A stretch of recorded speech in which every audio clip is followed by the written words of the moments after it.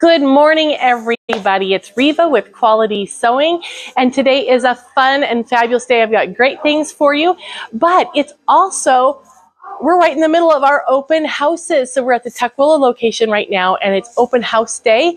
And so you're going to hear all the fun frivolity going on in the background and stuff, but it's a wonderful time. So if you haven't gone to one of our open houses, check our website at qualitysewing.com and check out the calendar for your local store and find out if there's still one coming up. We've been having them already, but there are still some that are waiting to be held, so you can get in on one of those. But let's go ahead and start talking about our project for today.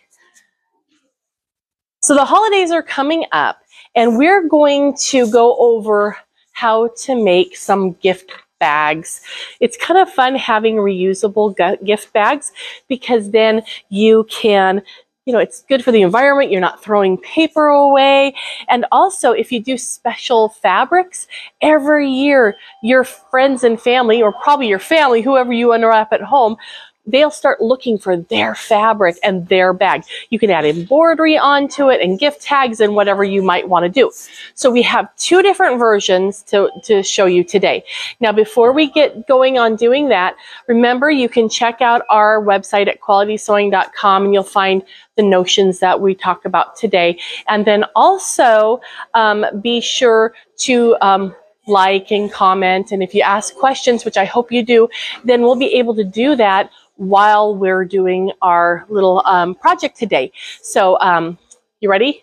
Shall we get going? So here is a simple little drawstring bag. We're going to make that one.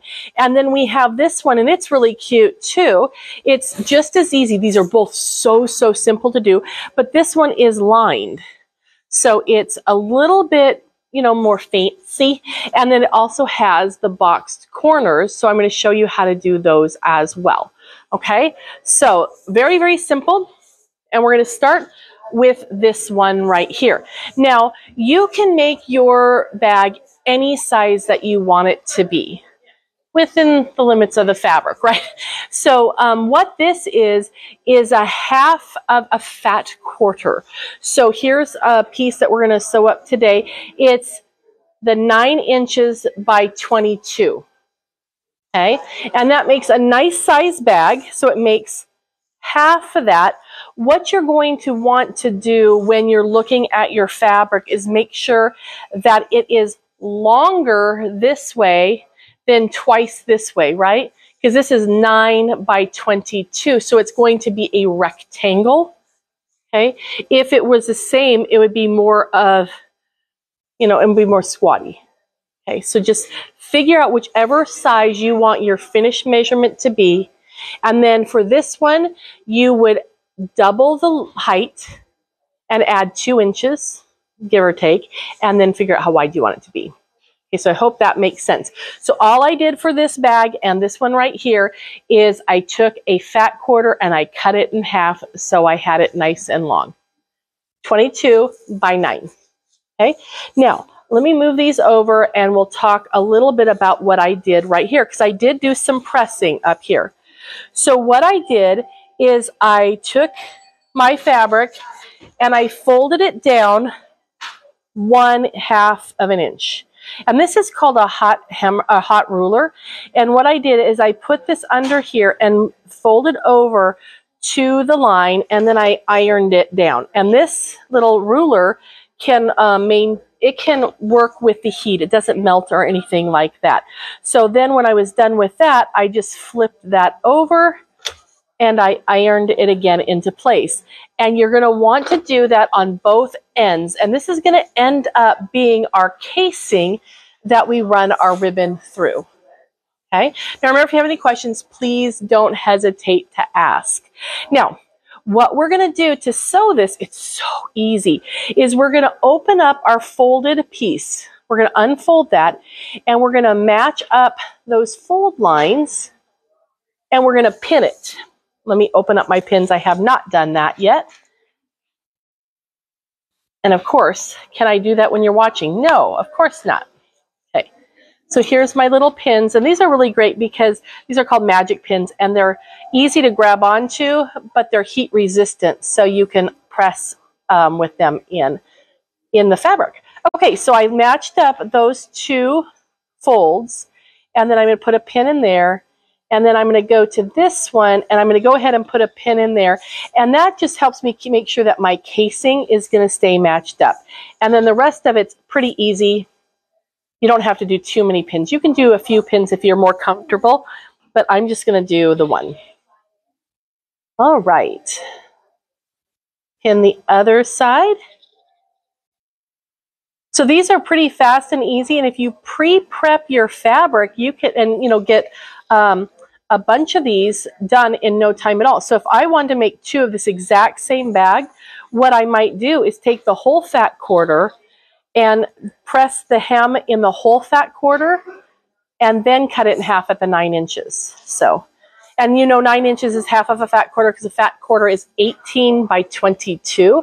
So that's where we got the 9 from. Okay, so now I have it all ready to go, and I'm going to tell my machine that I am ready to sew. I'm just going to use a basic straight stitch, and you don't need to do any fancy adjustments or anything like that.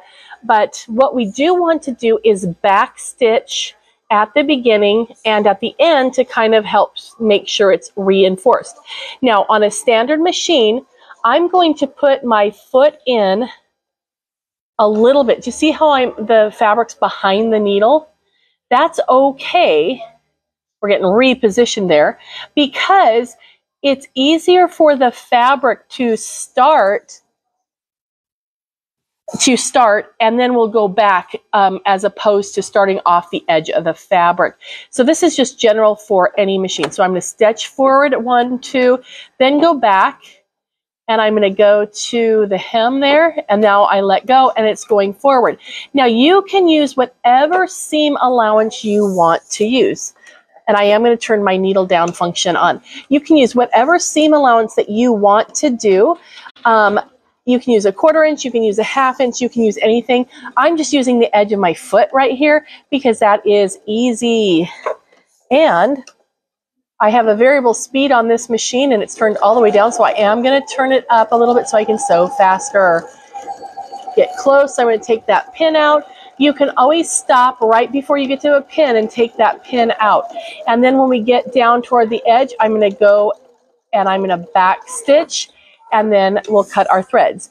Now, does anyone know why you don't want to sew over a pin? So I'm going to sew the other side, and let's see if anyone, I'm sure a lot of you know why you're not going to sew over a pin, but just put that in the comments. Okay, so I'm going to reverse, and that locks in that stitch, and I'm going to take that pin out. Oh, my other one fell out, so I'll just take him out too. And we'll just do this other side. All right.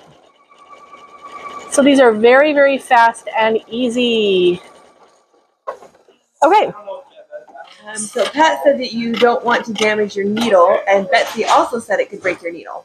That is so true. So if you are sewing over your pins and you hit a pin, it could break the needle, it could damage the needle, and if you don't think your needle's damaged and you continue sewing, you actually can throw the machine out of time because the relationship and the movement between the needle and your hook could be off. So good job, ladies. Okay, so I'm going to just trim my threads off here and get them out of the way. And you notice I used this really fun kind of a Grinchy green. I think that will be really fun. Okay, so we are good to go. Okay, so now what we're going to do is we want to open up our seam here on the edge. This is important.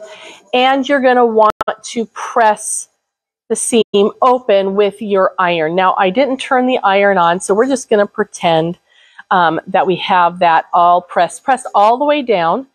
And then we're going to do this side as well. Now, if you have a seam roll, that makes pressing inside of something like this very easy.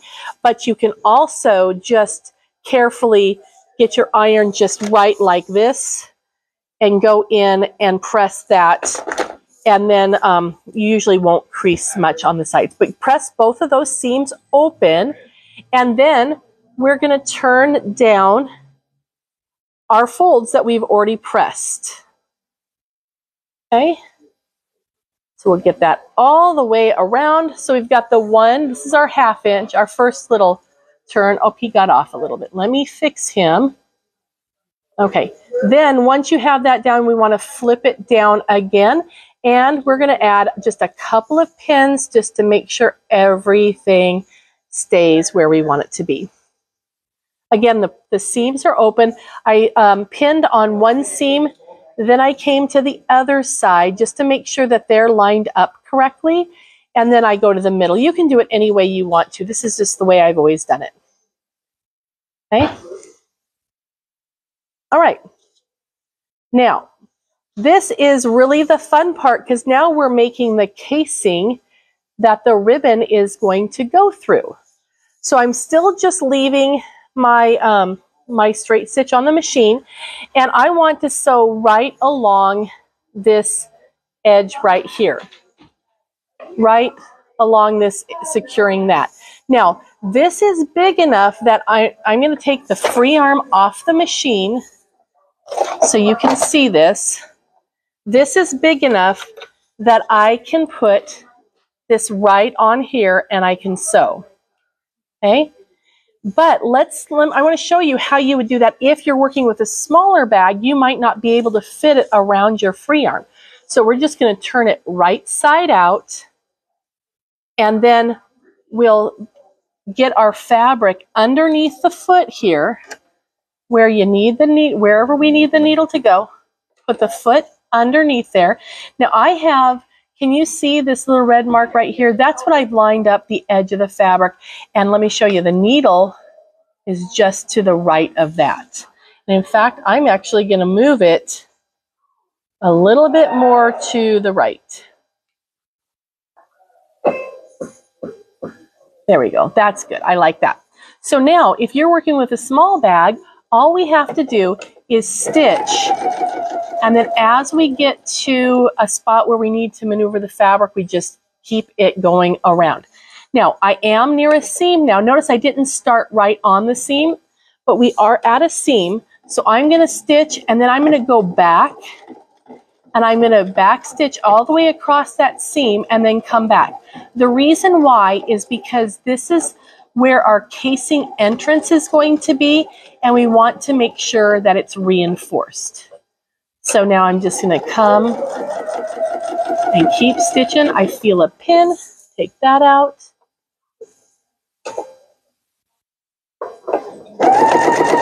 And these bags are so fun to do. You don't have to just do them for Christmas. They're really awesome to do for birthdays. And if you like making cookies for people, or even if you want to make these as little snack bags, you can do that as well. You might consider using a like a coated fabric so it doesn't get icky all over the place. All right, almost done. So now when I started stitching this casing, I just started sewing. I did not back stitch. And the reason why, and you can back stitch if you like, but my reason why is because I'm sewing right over the top of it. So I have no need to back stitch when I started because I'm going to stitch over where I began, and then I'm going to back stitch at the end. Okay, so see how this is where I started. I stitched past that and back stitched and ended it.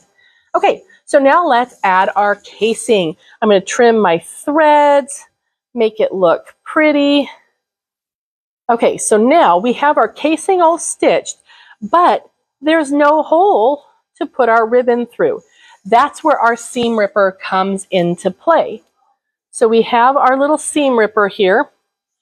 And so what I'm going to do is in the top part of this casing right here, I'm going to get in here and just unstitch the little stitches.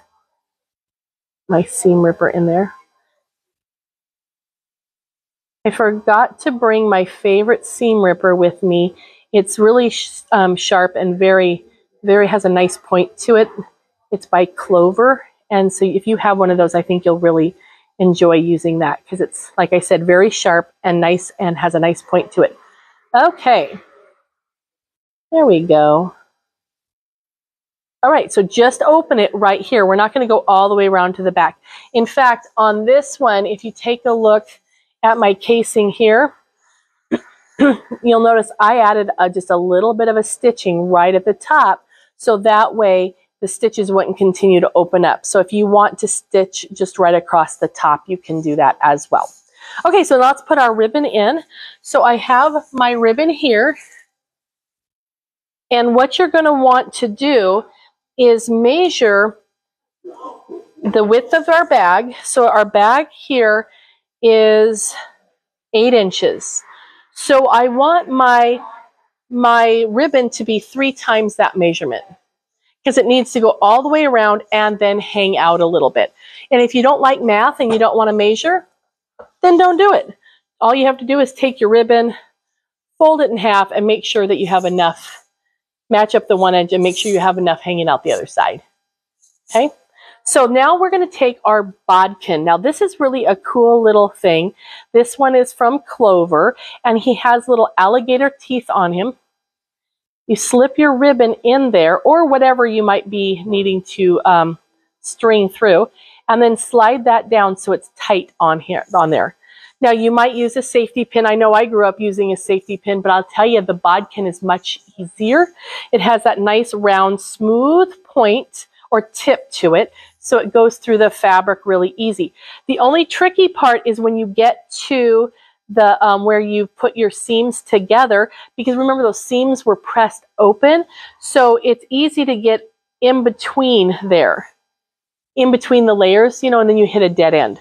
So there's my little guy. He doesn't need to come out yet. He's going to go all the way around to meet up with the first, where we started. So I'm just going to keep going around. Have any of you made bags like these? They're really fun. So now I'm going to pull him out. Tamara said she made one yesterday. Oh, good job, Tamara. Did you do, I'm going to guess, but I might be wrong, did you do Christmas fabric? Or did you do a favorite color of someone? Okay, so now I have my next color, and you can make them the same color, or you can do 2 different colors, whatever you like to do. But this time we're going to start in on the opposite side, and we're going to go and work him all the way around. So Nancy would like to know, what size is the bodkin? Oh, the size of the bodkin is the size of the bodkin it was in the package. This one is a Clover, and they only make the one size. And the set of the bodkin comes with this little guy with the teeth, and then it comes with a really neat one that is kind of like a needle. It's not, but it has a big loop that you could put like yarn or a drawstring through, and then it has a nice blunt, rounded blunt tip. So that way you can make your way easily through a sweatshirt casing and something like that. Speaking of sweatshirts, have you guys ever done washed a sweatshirt and the string starts coming out?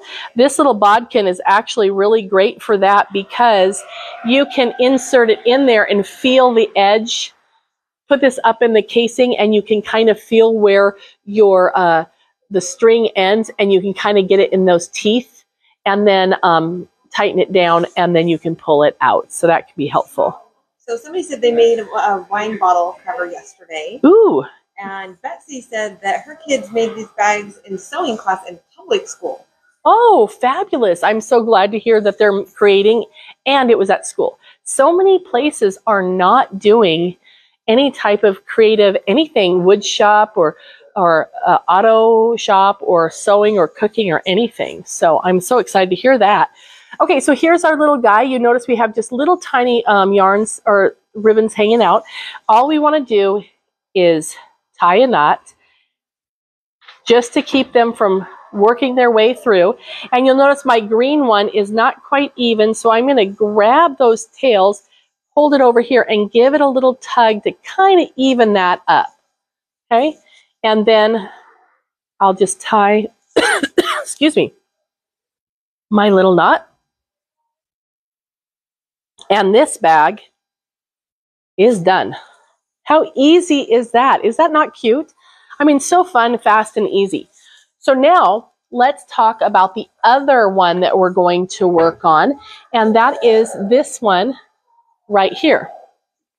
So Reva, can they get the bodkin at Quality Sewing? Oh yes, you can even find it on our website, because we have linked when you go back later and rewatch this, because you can always rewatch them, you know, then you're going to find a link to the products on our webpage. Okay. And I'll add it to the question as well. Thank you, Carrie. Oh, I forgot to tell you something. We're going to pause. Rewind. You know what we didn't do? Some of you are already yelling at me saying, but the edges, you're right. The edges are raw. You don't want to leave them, because look, seriously.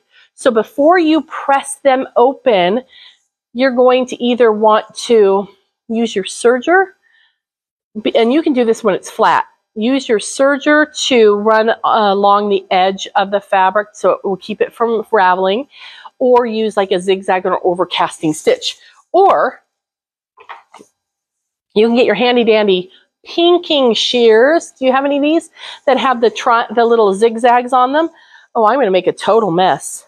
Okay, I'll do it on here, I guess. No, I'll do it on this one.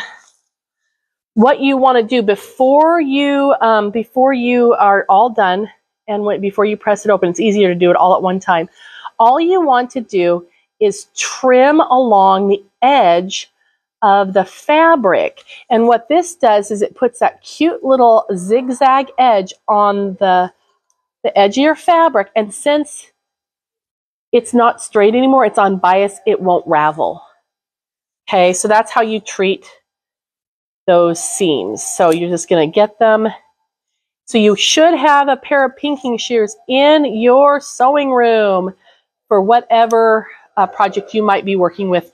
Works really great with flannel, because heaven's sakes, flannel, ooh, it knows how to fray more than anything. So, and so does silk. Silk is a good fraying fabric as well. Okay, so now we've got that. We're not going to have any hairs inside. We're all good to go. So now we can move on to our next one here, which is our lined fancy dancy one with the bagged or boxed bottom. Now, again, I have two different fat quarters here. There's this fabric, and then I chose a different fabric for the opposite side. I took my fat quarter, 22 by 18, and cut them in half. So now I have enough out of two fat quarters to make two gift bags this size. Okay, they're really, really easy to do. So what we're gonna do is we're going to put them right sides together. This is so cool. And we're going to sew across the top. And let me put a couple of pins in there. This wool pressing mat is not only good for pressing, but look at what a great pin cushion it makes. Okay, so I've got that one pinned across the top. And then I'm going to take this one, make sure he's laid out nice. And this one I did not cut evenly, because obviously I'm a bad cutter today, but it's okay, because I'm just going to go with the smallest one. So I'm going to use, again, the edge of my foot. You can use whatever measurement you want to use, and I'm going to reverse and then come and sew.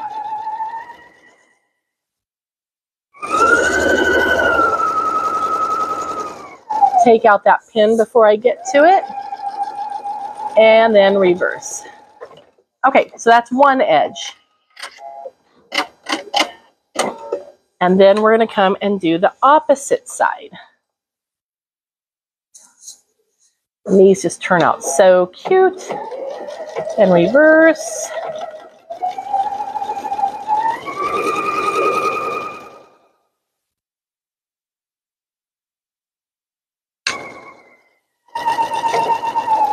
Okay, and I went past it, so I pushed the wrong button. So I'm going to reverse now and go ahead and reinforce that a little bit there. Okay, so now we're good to go. Now, this is going to be pretty fun. It's a little bit different because we want to create our bag. So again, we're going to take this. You're going to press your seams open here. Using an iron works really well, but it does not work if it's not plugged in, you know. So, no, it's okay. I'll be done. Carrie offered to plug it in for me, but we'll be done before the iron heats up, right? Okay, so there we go. So now what you want to do is you're going to match that top seam. Okay, and again, it's important to flatten out that seam, the seam allowance, because we're going to have this, our ribbon's going to go through for our casing. So let me pin that side,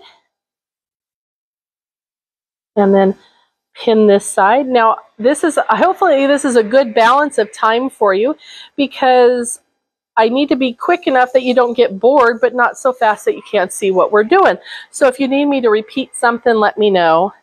But now you see how we've got the seams are matched up. Okay, and so now you need to choose which side is going to be your inside and which side is the outside. So what do we want on the outside? Do we want snowflakes or do we want the truck print? So type quick and tell me which side you think, and then we will work with that. The first person that comes up with it gets to win. Anybody yet, Carrie? Not yet. Okay, Carrie, then you get to decide, what do we want? White, the snowflakes, or the trucks? Snowflakes. Okay, so... Oh, good. Pat said snowflakes, too. So okay, you two. Look at you two. You two are on the same page. You must have been thinking the same. Okay, so here, this is going to be our outside. This is our lining. We need to be able to turn it right side out when we're done. So we're going to leave a hole in our fabric right here in our seam. So I'm going to take a pin, and I'm going to put a pin right here and a pin right here to note where we're going to leave a hole open. Now, since I'm going to pin on other places, I'm actually going to put 2 pins right there. So that's going to be my reminder to stop sewing right there. Okay, so then let me pin once here, add a pin right here, and then another one here. Then we're not going to, this is the only opening we're going to leave. Everything else is, we're going to sew all the way around. So we're going to start sewing at one of our double pins, and then we'll end sewing at the double pins.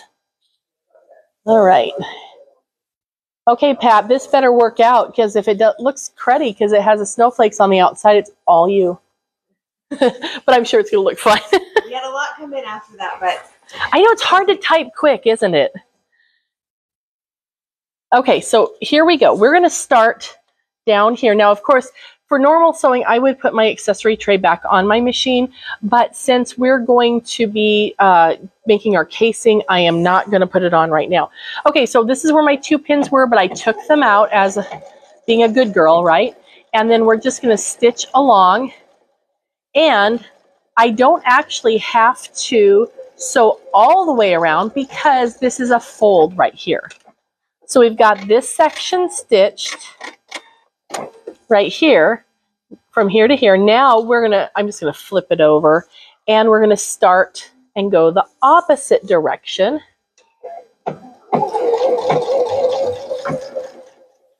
Okay, make sure my seams stay open.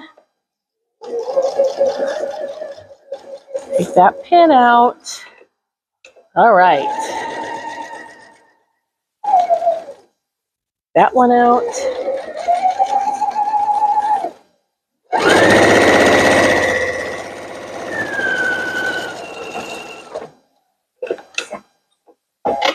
So this is a fun way to use up scraps of your fabrics too. If you happen to have any Christmas sewing that you've done and you need to, you have some extras, reverse, and you can even piece it. If you have scraps and you want to piece it together, you can do that as well. So this side, we're going to do the whole way down because we don't need 2 turning holes. We only need the 1. Now my seam allowance flipped there, and let me get it back under control. Take my pin out.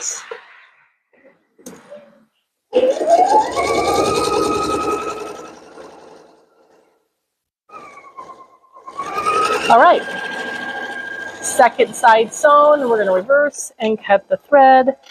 We are good to go. So now what we're going to do is take our fabric scissors, and I'm not going to trim the edges because it doesn't matter because it's inside, but I am going to nip off the points just a little bit. Actually, that will work if we're going to do a square bottom, but we are going to do the boxed bottom, so that's not really terribly important to do. So now let's look at making our box bottom before we turn it right side out. To do that, you want to make sure you have a nice crease in the bottom so you know where your bottom is. Then you're going to take your fabric, and of course you're going to press those seams open as best you can. Okay?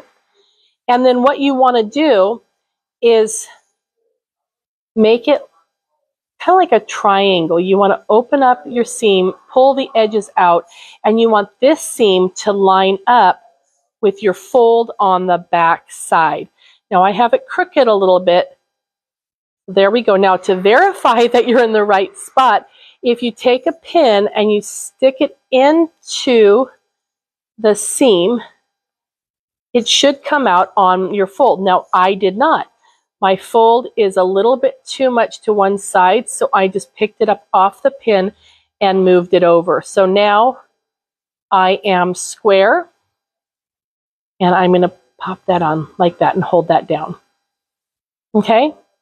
Now, what we're going to do is we're going to do that on all four sides, for all four corners. And again, so if you have any brilliant comments or anything to help keep the boredom of me doing four corners out of the way, please have, if you have any comments or questions, please ask them. Oh, hey, I hit that one the first try. Yay. Okay, so that one's all pinned down. And then we're going to take this one, and you'll have to bear with me for a moment. Josue, can I have a pen, please? I left my friction pens someplace else, so that was not good. Oh, thank you. Perfect. Okay, I'm going to make sure there's a nice crease in that. That's where your iron really comes in handy. Pull them open, and then I'm going to open up the seam allowance. And remember, your seam, you want to line up with that fold. And we'll double check ourselves. Put that in. Oops, didn't make it. So Heidi said she missed the sample of what you're making. So do you want to tell Heidi what we're making? We're making a cow. No, we are making this bag right here. And you'll have to go back and re-watch this video because I also showed how to make the simple unlined bag. And then right now we're doing the lined bag. And it's a cute little gift bag with drawstrings and box corners. Okay? Which is really good because then it gives it girth. Gives it volume to hold lovely things. Lots of cookies and presents. Really fun. Okay, so I think that one's almost matched up. Let's see if I can make it in this one. Put my pin through the seam. Oh, look, I made it. Yay! I actually hit the seam. So there, now we got all four corners pinned. So now what we want to do is figure out how big of a bottom we want. So on mine, what I did is I came down from the point 1 inch. Okay, so this is a straight line. Our seam is a straight line. So what I did is I took my ruler and I found my inch and I came straight down. This is, see how this is lined up with my seam line?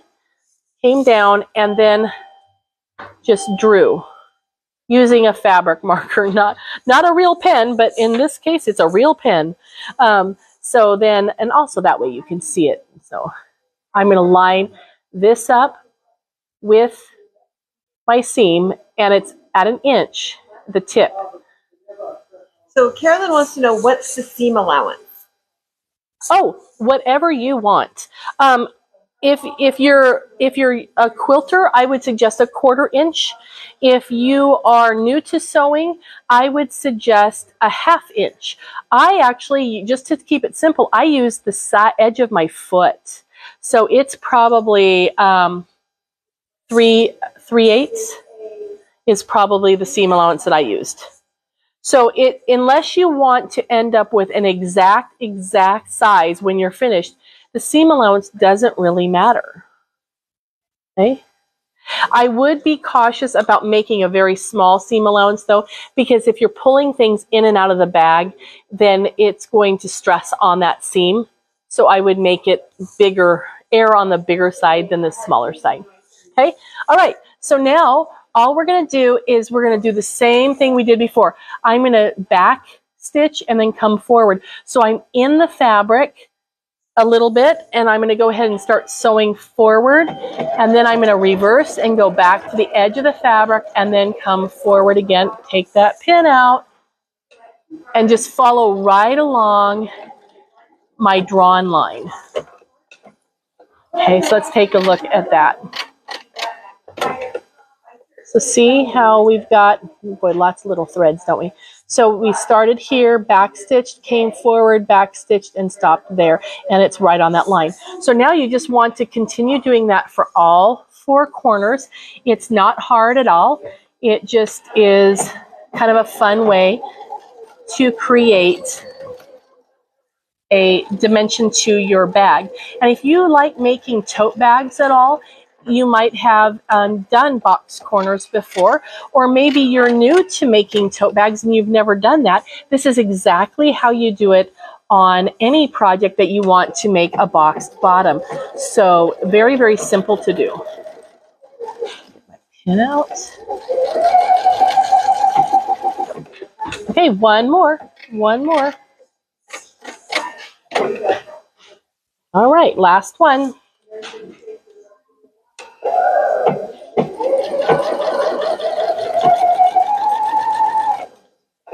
I almost forgot. I got so excited about doing the corner, I almost forgot to take my pin out.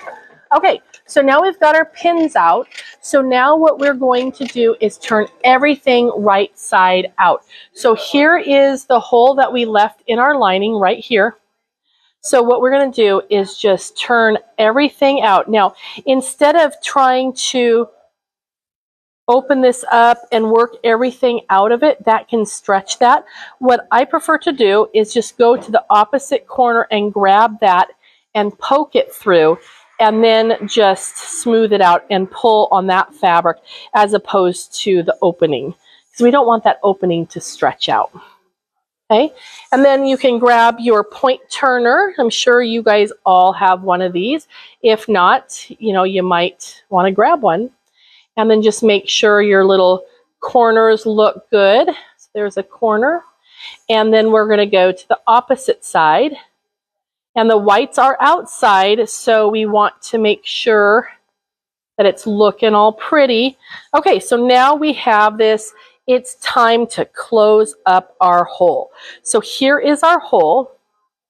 And we want to stitch that shut. You can do it by hand, but the beautiful thing about these gift bags is no one's really going to be able to see that where the opening is, because it's going to be inside. So I just finger press this. You could use your iron, and we're open from here to here. And so what I'm going to do is just run a really narrow little row of stitches right along that edge. So I'm going to back stitch a little bit, and let me see where he ends. He ends down here. And so I'm just going to stitch right along the edge. I'm leaving like a 1/16 of an inch. If that's too much for you or too narrow for you, then go a little bit bigger. In fact, you'll see that I actually went from a 1/16 to about an 1/8, because got to show variety, right? So that's all you have to do. Trim your threads. And then we're ready to turn it right side out and add our casing. Okay. Okay, so now we have that. Our whites are outside, so now all we have to do is stuff this in and get it all arranged. Get the corners into the corners. Look how cute that is. Oop, I gotta throw everything in there. Okay, so now we've got our cute little bag. Okay, the snowflakes on the outside was a perfect choice, Pat. You're brilliant. Okay, so there we go. Now, what we're going to want to do is we want to stitch all the way around the outer edge. Now, you want to press this. I'm not pressing it because, you know, we've had that conversation already. So I am going to pin mine because I don't want it slipping and getting away from me. Okay, so here's my edge. I think I want to add a pin at the seams too. You know what I didn't do? Don't do like I do. Press those seams open. I did not press the seam open, and now it's too late to get in there. Well, actually, we stitched it open, didn't we? It's just really lumpy right there. I think the fabric there, that's better. I think the fabric just flipped to the other side there. Okay. All right. Okay, so we're good to go. Now, what you want to do is take your fabric pen or your friction pen, and you want to find your casing. I want mine to be an inch down or maybe an inch and a quarter, and then you're going to draw a line. This is a real pen, so I'm not going to use it. So I'm actually going to use the markings on the bed of my machine. So if you notice, here's my 1 inch mark. Here's my 1.5, so there's my 1 1/4. I think I want to stick with the 1 inch, so I'm going to start, and I'm going to start sewing before my seam. Okay, I might have to fight with that one. That one is making me suspicious. Let me show you why. Can you see in here, see how this looks like it's a lump and then it goes down and over? That makes me suspect that the seam allowance flipped over and it's not open on this side either. We already opened it back up on the other side, but I'm thinking he's not cooperating there. Okay, I think I should have looked at that. Oh, there we go. I should have looked at that before I closed up that hole, huh? But now look at it. See how now it's balanced? It's not lumpy on one side and then flat on the other. Okay. All right, so I'm going to start before that seam, and I'm going to put my edge of my fabric right on that 1 inch mark. Now, I'm not back stitching as I start this because I know when I come back around, I am going to go over and back stitch. Now, we're at the seam, so I am going to stitch back and forth on that seam to reinforce, because that is where our casing is going to be. And I'm actually, as I'm sewing, I'm looking at this line over here to make sure that my fabric is staying in that position. Okay, now he's lumpy there too. Okay, I think that's better. Maybe not. I might have to struggle. That's okay. I'm at the seam, so I'm going to back stitch on that.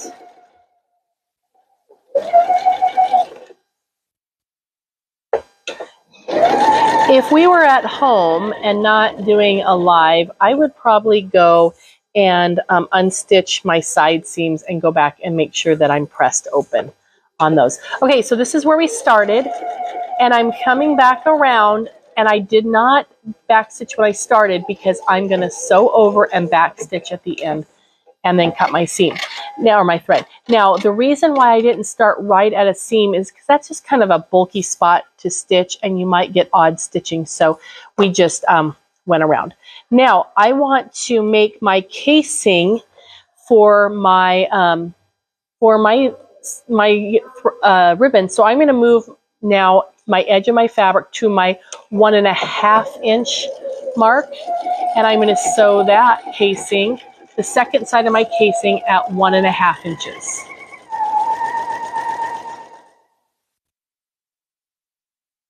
And we'll go all the way around the same way, and here we come up on our seam, back stitch, and then we'll keep going. And if you're paying attention to the markings on your machine, then you know that you're going to meet up right with where you started. You're going to end right where you started.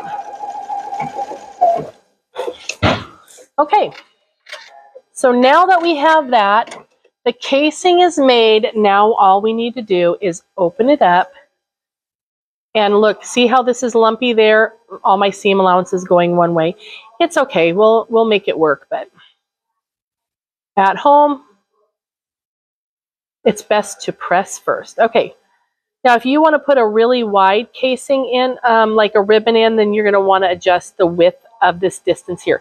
So I'm only unstitching the front seam allowance, nothing on the back side, because we don't want the ribbon to fall out, you know.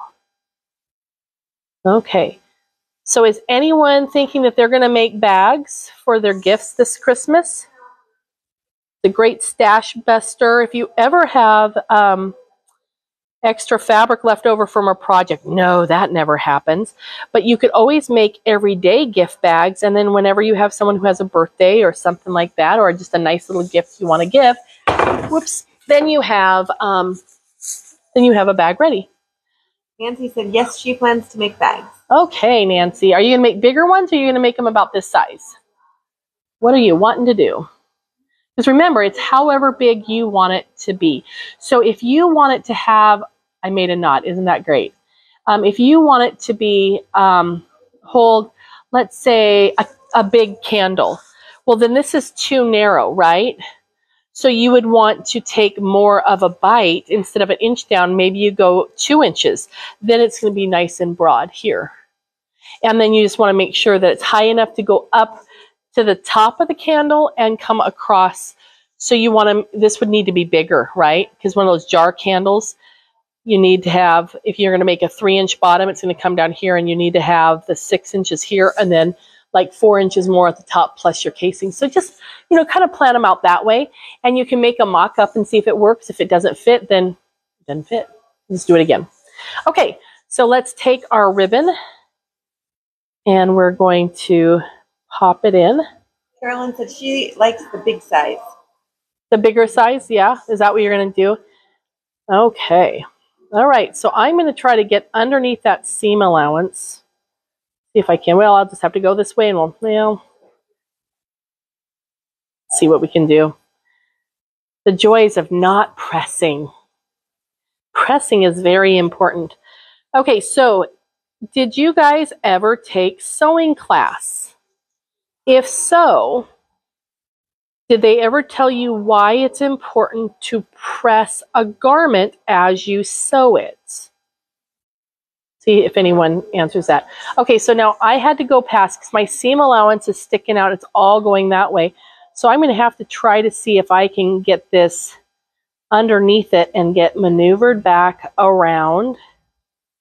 I think I can. I think I can. I should be able to, right? Lois says she's going to make several sizes and keep them on hand because it's such a great stash buster. It is. And don't you hate throwing your fabric away, your scraps? Okay, so maybe I'm not going to, oh, I know what I can do. What if I go past it and come back? See, you should press it. You got to press it. Oh, okay. Know what I'm doing. Well, phooey pooey. I don't know if I'm going to get that out of there today. A couple of them said yes, they took home ec and press, press, press. But do they tell you why? That's the question. They tell you why to press? Heidi said to avoid poochie tucks. Oh, that's a good one. Yeah. Look, I did it. Okay, so so that's a good one. You probably did it because they told you you had to, and you had to for your grade. Well, here's an example of why you would, because you don't want to be like Reva and have it stuck. But if you think about, say you're making a top and you're putting in a sleeve, if you don't press it when you make it, you never can get back to that seam again, because it's in a different seam. So if you don't press your shoulder seam or your underarm seam or something like that, you'll never be able to get back to that spot again. So it's important to press it at the time. So, all right.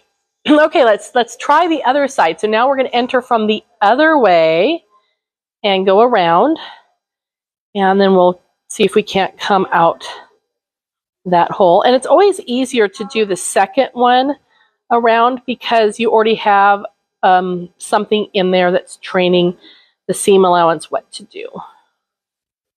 This is so cute. Okay, now, okay, so the easiest way I found was to take my, let's see, I don't know if I can do it with trying to hold it down here so you can see.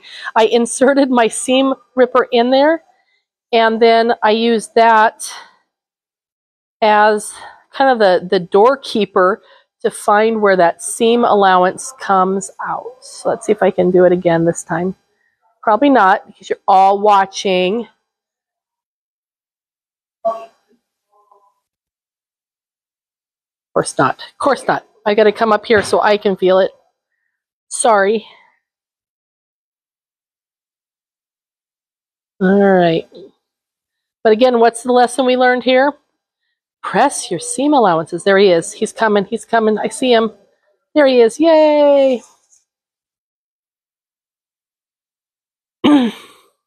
Okay. So Kathy asked, how big have you made one of these gift bags?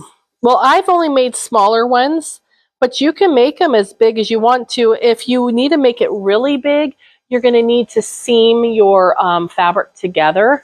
Because remember, however, well, if fabric is 40 inches wide, depending on how much of a distance you need it to have for your boxed bottom, boy, make it bigger too. Then it's going to be, it's 40 wide. That's a big bag.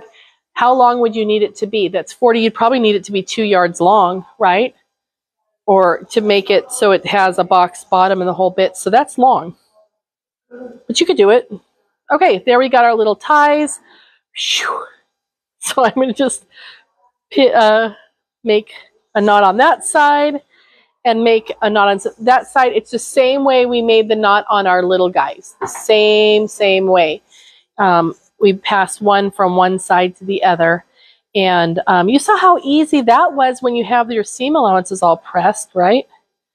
So let me match up my edges a little bit better before I tighten that knot down.